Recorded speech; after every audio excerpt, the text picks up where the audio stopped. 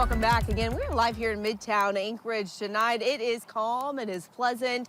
People out here enjoying the skating oval. A little fresh snow here this week, which is nice to see, brighten things up a little bit. But it is hard to tell that we have two major storm systems sitting just to our south that are going to bring in some significant impacts this weekend. So let's get right to it, taking a look at those watches and warnings in effect. Out west, we do have winter storm warnings, watches, advisories in effect for a combination of snow and wind.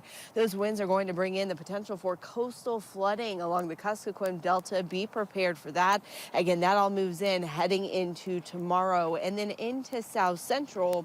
Major impacts locally, mainly with the winds. It's late Saturday into Sunday morning, pushing into that second storm system that we're really going to see those winds increasing. Again, historic levels, wind gusts to 100 miles per hour for the Anchorage hillside early Sunday morning. But even for the lower elevations, including Anchorage all the way to Palmer out to Portage, you do want to be prepared for wind gusts to 80 miles per hour. We have not ever recorded a wind speed over 71 miles per hour out of Ted Stevens.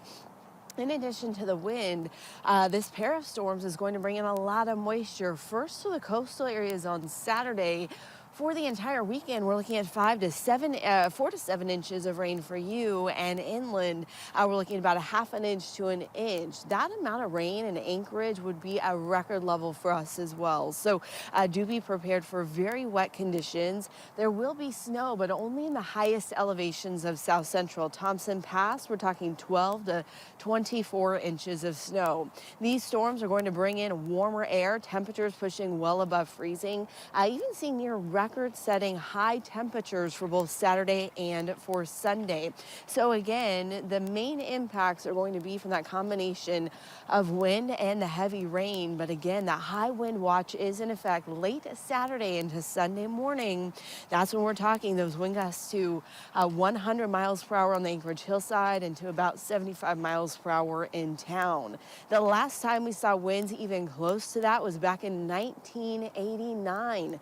We have never recorded a wind speed at Ted Stevens of more than 71 miles per hour.